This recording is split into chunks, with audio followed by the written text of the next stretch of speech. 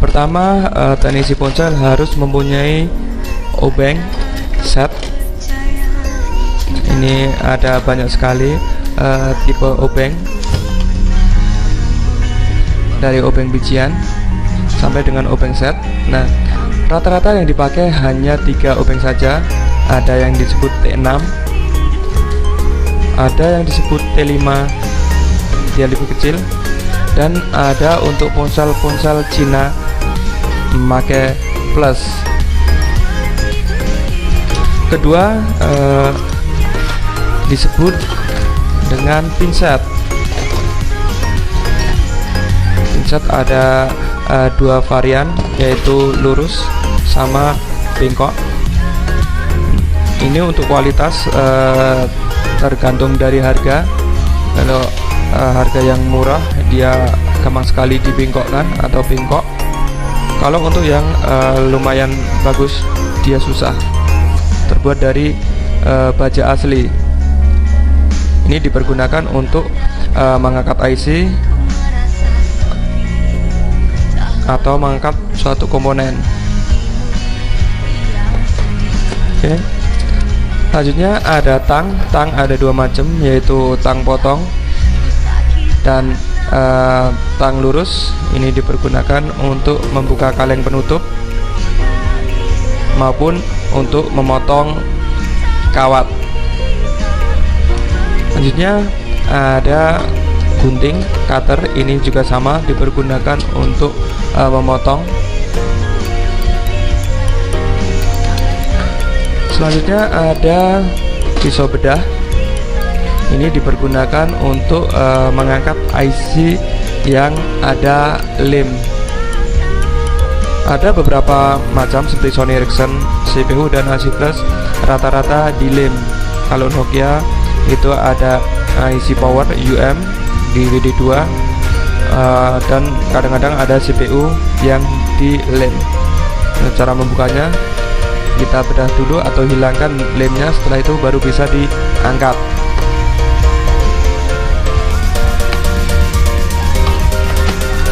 Ada solder asisten. Ini dipergunakan untuk membantu proses penyolderan atau bisa dipergunakan untuk membersihkan pin-pin.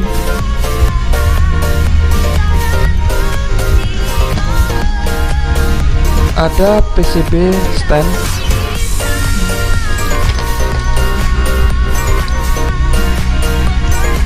PCB stand opening tool ini dipergunakan untuk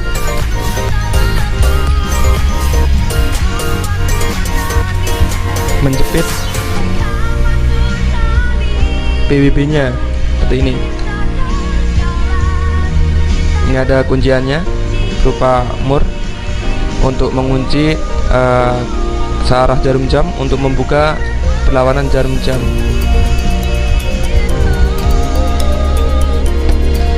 Selanjutnya ada PGA tool.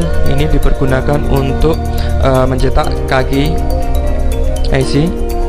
Ini ada lubang-lubang kotak yang nantinya untuk tempat meletakkan kaki IC-nya.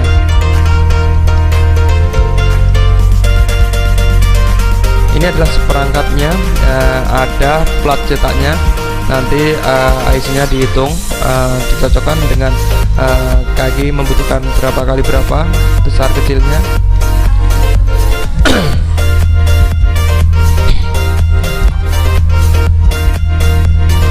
Selanjutnya ada isolasi tahan panas, bentuknya seperti ini. Ini adalah isolasi berbentuk coklat kemasan. Ini dipergunakan untuk menutup komponen-komponen yang mudah rusak seperti konektor atau IC-IC. Ini tinggal dilekatkan seperti ini, kita solder atau kita blower, maka ini akan terlindungi. Selanjutnya ada fluk seperti ini. Fluk ini dipergunakan untuk melindungi IC agar tidak terbakar saat kita melakukan proses pembloweran, pemanasan, atau mengganti spare part. Tinggal ditekan di atas IC-nya, setelah itu blower. Dan ini berguna untuk mempercepat lelehnya kaki IC. Selanjutnya ada timah gulung, ada beberapa. Ini model yang besar, ini untuk model yang kecil.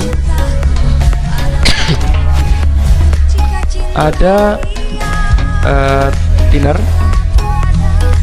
Temannya thinner adalah pasta gigi atau sikat gigi, bukan pasta gigi ya, sikat gigi. Ini dipergunakan untuk membersihkan sisa fluk atau kotoran yang menempel di PBB-nya, di boardnya. Ini tinggal ditekan-tekan, maka thinner akan keluar.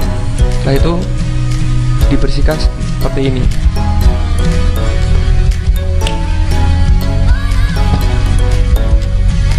Selanjutnya ada timah pasta. Ini adalah dipergunakan untuk membuat kaki IC BGA. Kawat jumper dipergunakan untuk menghubungkan jalur yang terputus. Jadi contohnya di sini ada penjamperan dari buzzernya.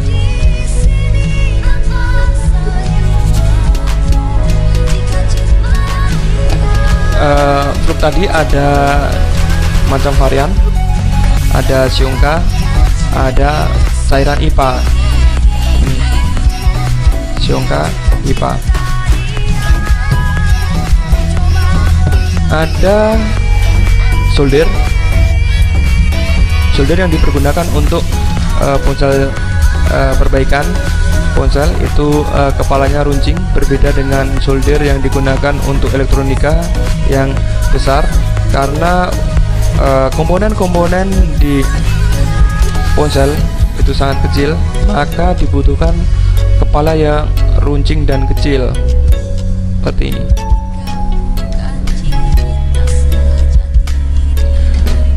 Selanjutnya ada blower. Blower ini dipergunakan untuk melakukan pemanasan atau mengangkat IC maupun mengganti, replace, rehot, reball, replace. Blower ini mengeluarkan angin dan panas, maka dia disebut dengan blower uap.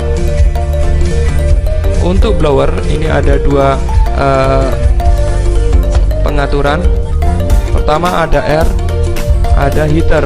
Air ini adalah untuk udaranya, untuk heater adalah panasnya.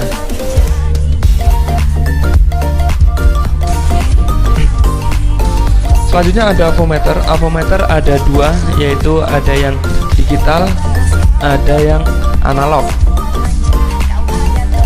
Perbedaan dari avometer ini adalah jika analog memakai jarum untuk hasilnya. Untuk digital dia bisa dilihat langsung. Seumpama kita mengukur baterai tegangannya adalah sekitar 3,7 volt. Nah, ini bisa digunakan memakai kali 10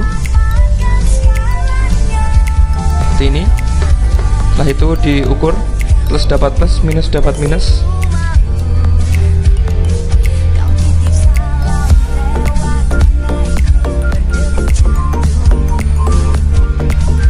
Dia menunjukkan 3,8 volt. Maka baterai ini masih terisi.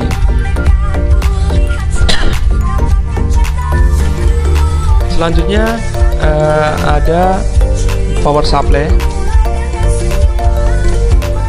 Ini adalah power supply digital. Nanti juga ada yang analog. Di sini ada pengaturan untuk berapa volt yang digunakan. Dia bisa dipergunakan untuk pengganti baterai, maka di sini diposisikan ke 3,7. Cara mempergunakannya seperti ini. Pada konektor baterai, plus dapat plus, minus dapat minus. Setelah itu tinggal dihidupkan, maka ponsel akan hidup. Jika Nokia, dia ditambah dengan satu, yaitu besi berwarna hijau. Itu dihidupkan. Nah, dia akan hidup. Selanjutnya ada frekuensi counter.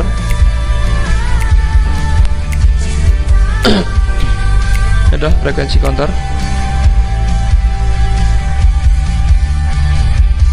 Ini dipergunakan untuk mengukur sleep clock maupun RF clock. Di sini ada kilohertz, ada megahertz.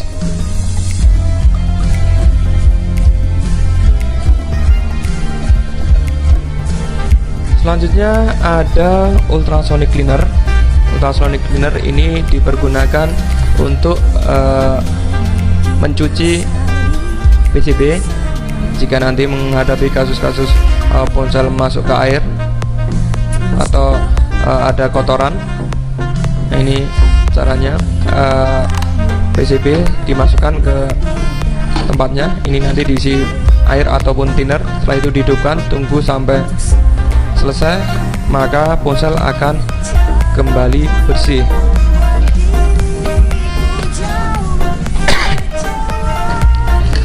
Nah, ini adalah alat-alat tambahan seperti penghapus karet atau penghapus pulpen. Ini untuk membersihkan pada bagian keypad. Nanti dia akan kembali bersih seperti baru kembali. Oke, inilah alat-alat yang dipergunakan untuk perbaikan ponsel secara hardware. Terima kasih.